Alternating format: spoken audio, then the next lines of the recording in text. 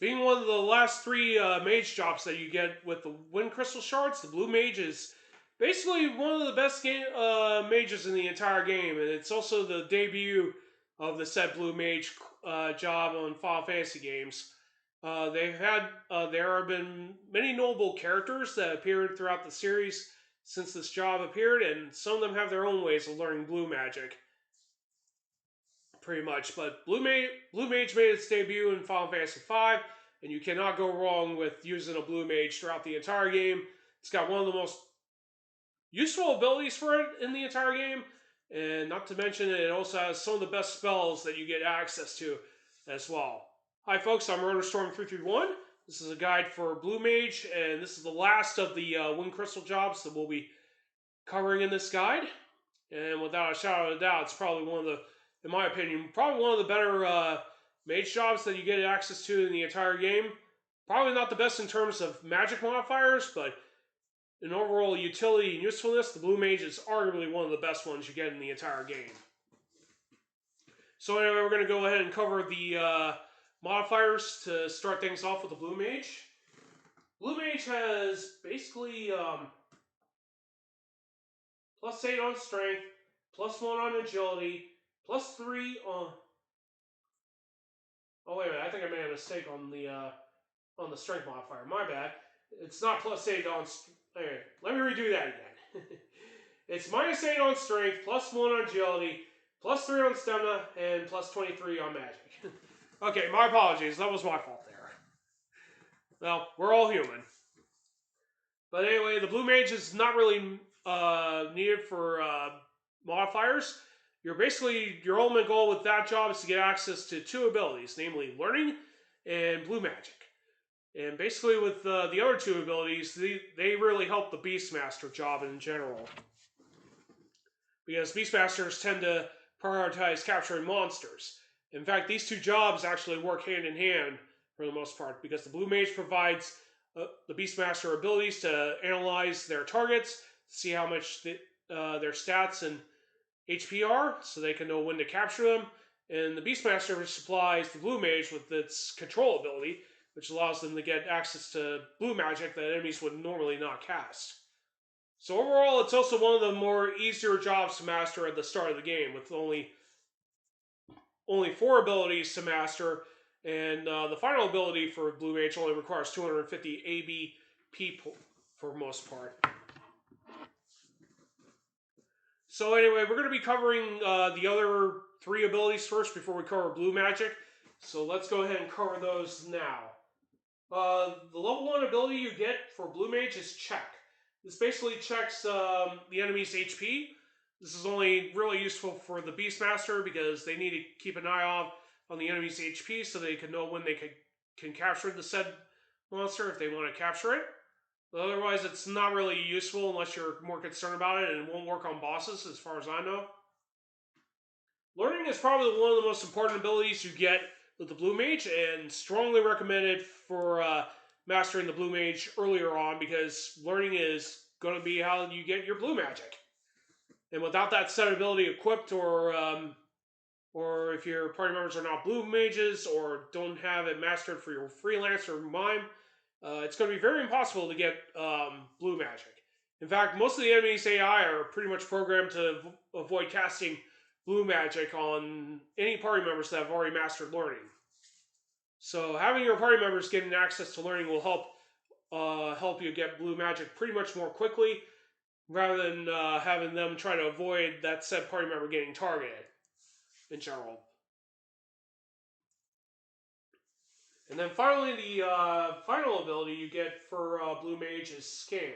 Scan, of course, reveals not only the HP, but the level and any weaknesses that they might have.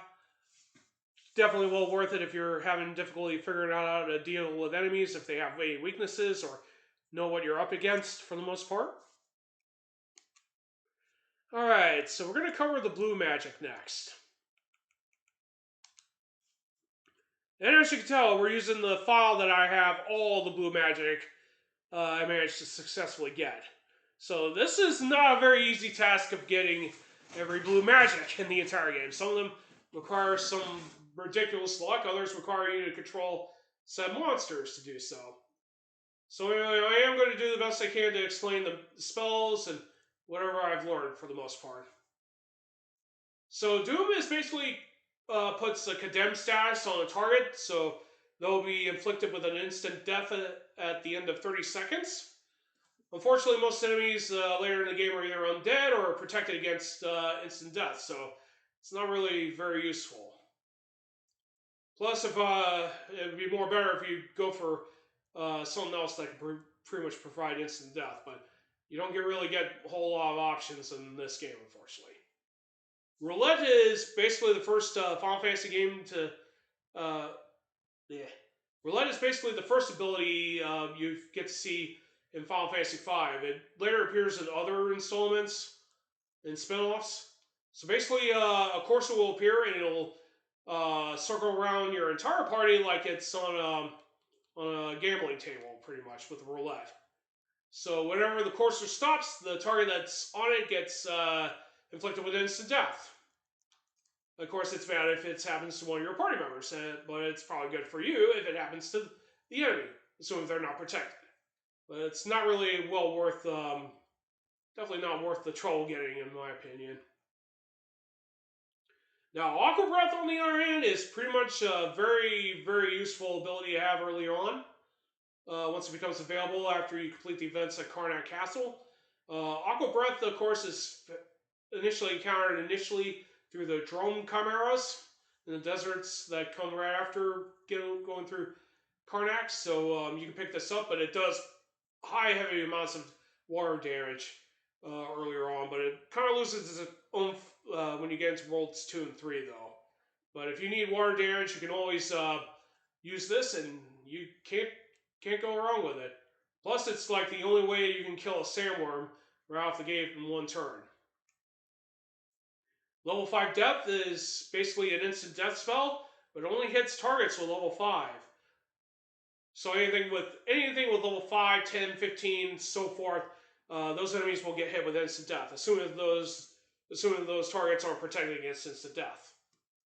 Of course, you can use some trickery involving Dark Spark to lower the enemy's level, and if it lands on level 5, you can definitely nail them with the level 5 death. You can literally do this with Autonomous, by the way, with the Dark Spark level 5 death combo. Level 4 Gravia basically inflicts gravity damage on all party members or enemy targets that are susceptible to level 4. So anything from level 4, 8, 12, etc. will get hit with this. If they're protected against instant death, it will miss for the most part. But those who are not will lose pretty much a good chunk of their HP with this. Level 2 Old is apparently the only time in the series where a level 2 spell has been introduced, but it's never reappeared in later installments ever again. Basically what it does is that the target will be inflicted an Old, and if the battle lasts way more longer, their stats and everything will decrease very gradually. But technically, your main goal for the most part is to eliminate all enemies pretty quickly, not wait for them to become weak enough to be destroyed. Level 3 Flare does have some pretty good usefulness, in particular against those gargoyle enemies when you go to pick up the tablets later on in World 3. Basically, any target that's level 3 or lower, level 3 or in multiples of 3 will get hit with the spell. Oh yeah, I almost forgot about level 2 Old. Anyway, anything with level 2, 4, 6, and beyond will get hit with this. Level 3 will require you to have any targets at level 3, 6, 9, etc. Anything with multiples of 3. Pawn's Course is one of the status element blue magic spells you get access to, and this will inflict Toad on any target that's not immune to it. This is actually a very good spell to use against Garuga at the Whales Tower. My apologies if I don't say that correctly. If you inflict silence on him before casting this, you can basically shut down Galuga's ability to revert itself from Toad. So that's pretty actually useful.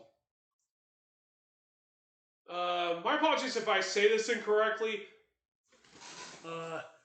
Lilliputian Lyric is another status element blue magic that inflicts mini on targets that are not immune to it. Very good way to weaken enemies' offense and defense for the most part. But it doesn't really work later on because a lot of enemies tend to be very high resistant against a lot of status elements. Flash inflicts darkness on all targets. This will ensure that any physical attacks they try to pull on your party will miss most of the time. Of course, like everything else later in the game, this kind of loses its oomph once you go into World 2 and then layer 3. Time Slip, of course, allows you to inflict sleep and old at the same time. Only very useful if one of the two gets applied, of course, but it's not exactly well useful. Moon Flute, of course, allows you to inflict Berserk on all targets. It supposedly says you could use that on all allies, but I think it meant for the enemy party, actually. But technically, it's not really worth getting inflicted with Berserk to begin with. Of course, Jackanapes makes it very infamous for one thing. You can get it as early as with page 256, by the way. Deathclaw is probably one of the more rare blue magics that you get earlier on. When you deal with Ironclaw as you escape from Karnak Castle. So basically when it succeeds on hitting a target, it not only inflicts paralysis on the said target, but it also reduces their HP to critical levels. But unfortunately it has very low hit rates, so it's not a very useful one. It does have a few implications, but that low accuracy is not very helpful.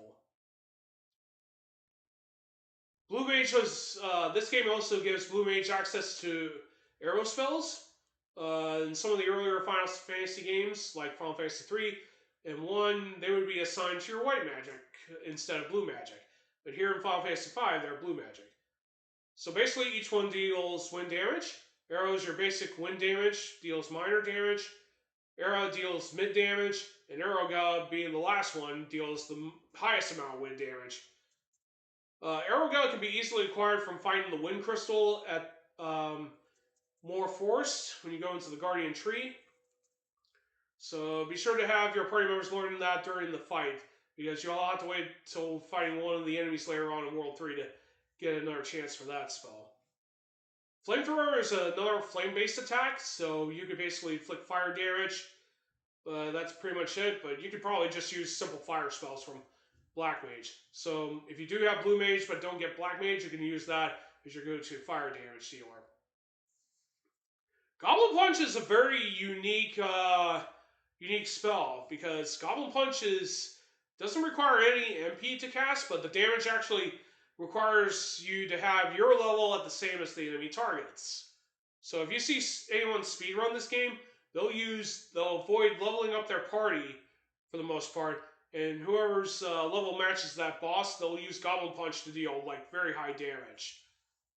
This spell actually syncs well with the rip-off version of Excalibur called Excalibur that you get for beating Gilgamesh in Exnef's castle. So you can add some more damage, but technically this spell only works if your level is pretty much matched with your enemies, for the most part. Darkspark, if you're familiar with Discord from Final Fantasy 6, has only one purpose. It basically halves your enemy's level. And this can be very useful when you're attempting to apply level magic like these. You can get these easily from the Dark Flames in the Flame Island north of Cursant for the most part.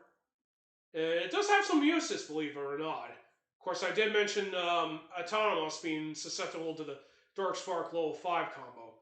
But just like level 5 Death, this spell is also geared to checking for anyone protected against instant death. So this ability will fail if that said enemy is protected against instant death. Now, Off Guard is pretty interesting because that actually lowers enemy defenses. This is actually one of the few abilities or spells in the entire game that actually does that. Because you don't really see other spells or abilities that really lower physical strength or agility or magic or anything like that. But Off Guard is pretty good for physical fighters, because that way they can get more damage in, and casting that would be very useful. Assuming it works, of course. Transfusion is a very infamous spell, making its debut in this game. Basically what it does is it has that party member that cast it sacrifice all their HP and MP to one of their other party members.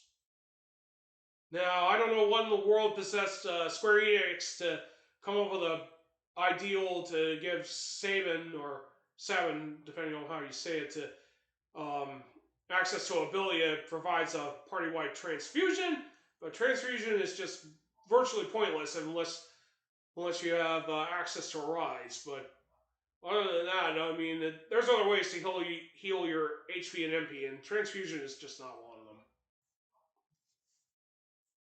So Mind Blast deals non-elemental damage, and it also inflicts sap status on one enemy, as well as cause paralysis. So basically, if you enjoy inflicting enemies with sap, Mind Blast is pretty much something pretty much easy to do. Wendigo is pretty much the most go-to enemy to get this spell more easily. You can also encounter this spell during your fight with Neo X stuff as well. Doesn't really do high damage, but your main goal is to inflict sap on any targets that are not immune to it. I don't think there's any stat protection against sap as far as I know. Vampire, which you get pretty much early in the game, is a drain spell, but it had, ironically from what I read, it actually has the same level of healing power as a Karaga spell. So not only is it a draining ability, but it definitely heals you way more than your typical drain spell. Not to mention it also inflicts sap status on the target as well, I think. But technically, if you do get Blue Mage, Vampire is going to be your go-to healing until you get access to White Wind. Magic Hammer is a very useful ability because that allows you to have an enemy's MP for the most part. So if you're coming up against enemies that rely too heavily on magic, Magic Hammer is going to be useful in depleting all that target's MP to the point they cannot do anything other than physical fighting. Very useful to have in certain situations. Mighty Guard, of course, is probably one of the best defensive spells in the entire game. This basically allows you to cast Protect, Shell, and Float status on your entire party. And of course, just about any game that features Mighty Guard is always a must-have to have. Not to mention, it's one of your best Protect spells in the entire game in general, in both protecting you from physical and magical damage. It also ensures that your party doesn't get hit with Quake or any Earth-based attacks. Unfortunately, the only monster in the entire game that does that spell is the infamous Stingray, which is very elusive to find in World 3, and you have better luck looking around the lake near Tool than searching around the seas near Wales. Self-destruct is probably more infamous when you counter bombs and whatnot. And of course, you have the caster sacrifice their HP and deal the same amount of HP damage to the target that it's getting hit with. So if the person that's casting self-destruct has 900 HP when they do this, not only will they get KO'd, but their target loses 900 HP when they hit for it. Technically not exactly one of the best spells I would consider. Unless you're pretty much back against the wall, of course, but I wouldn't recommend that. Unless you want to collect it for collection purposes. Now, of course, question mark, doesn't really show you as to what it does. But if you're familiar with the Revenge Blast spell from Final Fantasy VI, that's exactly what triple question mark does. It's basically a Revenge Blast based on how much HP you've lost. So if you lost like 1,000 HP and you cast this, your opponent loses 1,000 HP.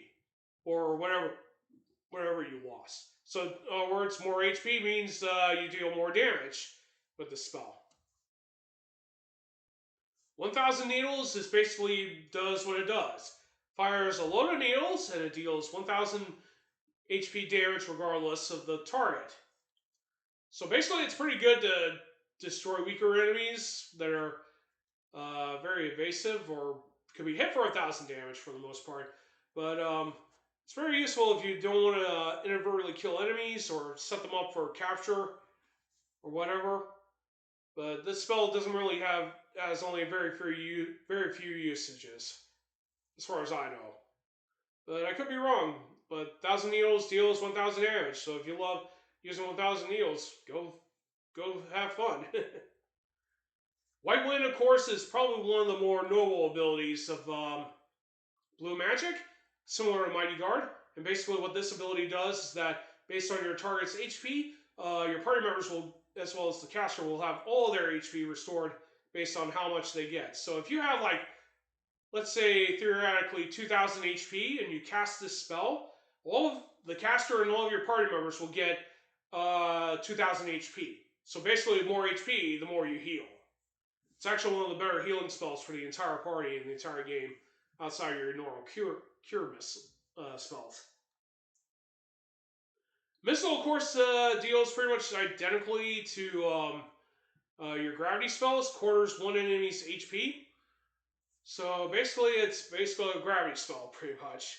And of course, any enemy that's protected against instant death is not going to get affected by this for the most part. So, if I was to say which ones I would strongly recommend learning, I mean, you don't have to do what I did and learn every one of them, but there are some Blue Magic spells that are definitely well worth picking for learning. White Wind, of course, is probably the one you'll want to get. You'll encounter Enchanted Fans and Roanoke Ruins, but you will need access to control. You can also confuse them to cast it on your party if you need to. Definitely well worth getting. Mighty Guard is very elusive because Stingray is not very encounterable, but if you do, you'll want to take control of one of those guys immediately and have them cast Mighty Guard on your team, and you're pretty much good on protecting the whole team for the rest of the game, which you do. Magic Hammer has very few usages, but if you're coming up against enemies that love spamming magic, you'll definitely want to use this to literally steal all their MP out of them. Definitely well worth having on a side note, but may not be needed for the entire game. Darkspark has some pretty good usages, Autonomous in particular. If you're going up against enemies that are not immune to instant death, it's definitely well worth using Darkspark on them, and then set them up for level spells. Definitely well worth picking up if you want to use them. Goblin Punch is definitely a speedrunner's favorite. If you're going up against enemies that are the same level as your character, Goblin Punch gives you a free spell to use. Not to mention you'll get some damage off of the enemy regardless. However, you really do need to manage your levels, so be very careful when using that. I would strongly recommend picking up the arrow spell, all 3 arrow spells, because if you're going up against enemies that are weak against wind, you'll definitely want to have some means to deal wind damage. Now, level 3 Flare and level 5 Death are definitely spells I would strongly recommend getting.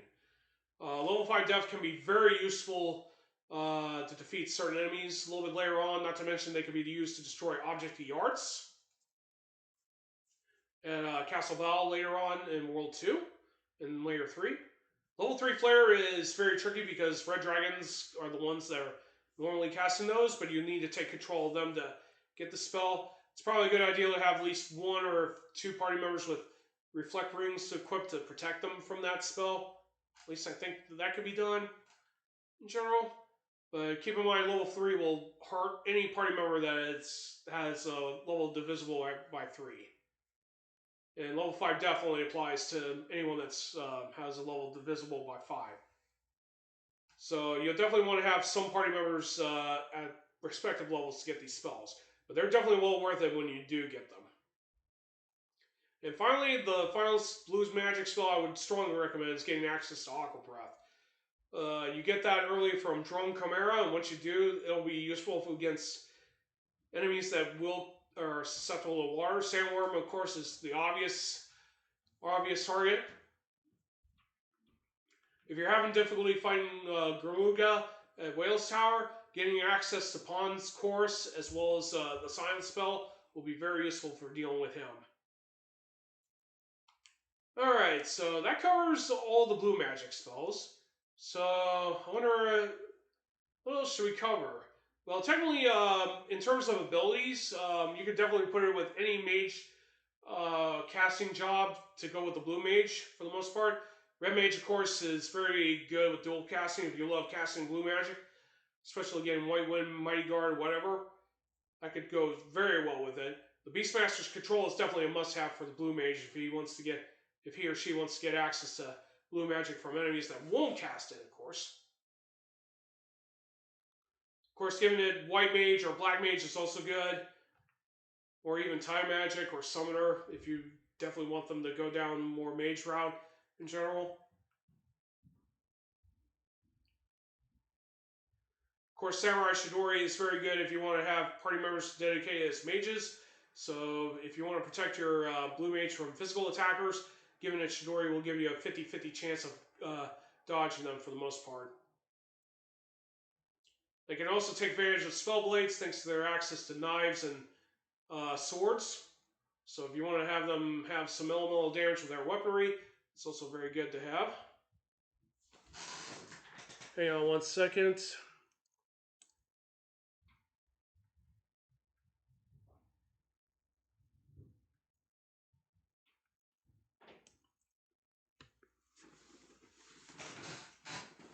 Okay. Also, the Ninja's Image is also another favorite to apply to the Blue Mage because Image will protect it from physical attacks. And Blue Mage can also make full use of throw thanks to the elemental scrolls. So you could definitely put that 23 magic stat of the Blue Mage to good use with throw. Now, what else can we give?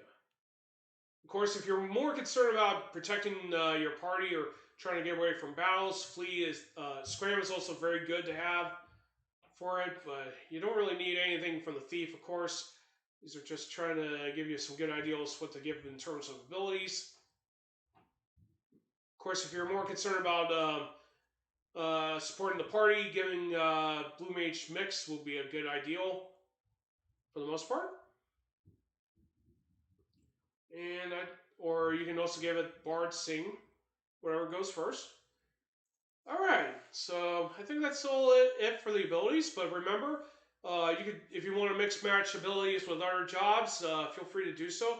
There's plenty of options that you can do pretty darn well with it. And you can't go wrong with the Blue Mage for the most part, in terms of its magic.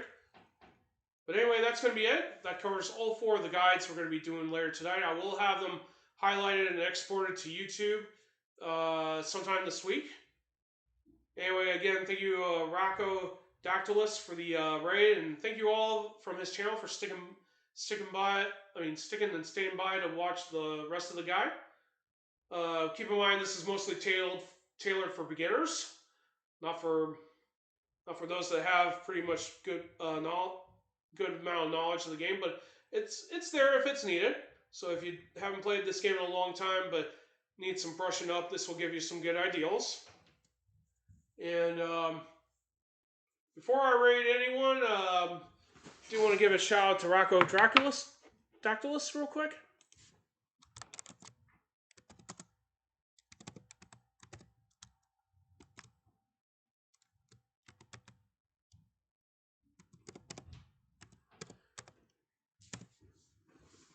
Yeah, be sure to follow Rocco if you have not. He's a very good speedrunner, and not only that, he plays a lot of RPGs in addition to doing 4-job Fiesta runs. Does way more than I would probably ever would be able to do. But anyway, if you do enjoy watching these guides and enjoy what I do most of the time, feel free to hit a follow or sub to the channel. I also have a YouTube channel, so be sure to subscribe to that if you so wish, because I do every once in a while send uploads from Twitch to YouTube, and you'll find most of these beginners guides over on my channel. So anyway, let's go look for a raid target. And thank you all again for stopping by to watch these guides.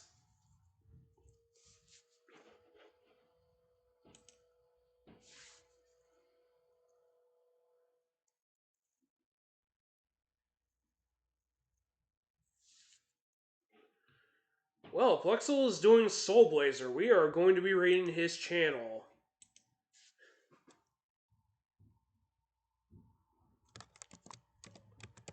Prepare for raid, folks. Of course, Puxel is also another well-known RPG speedrunner. I got to meet him in 2015. Okay, that's odd. Why is my, Oh, I did it wrong. That's why. My bad, my bad. You'll have to forgive me. Sometimes I screw up pretty badly when I don't want to be doing it. Okay, there we go. Alright, we're going to be rating Puxel's channel in a bit. Be sure to follow him as well. And I'll see you all over there when we get over there. Anyway, this is RotorStorm331 signing off. Have a great day. Take care. And I will see you all next time. Enjoy Puxel's stream.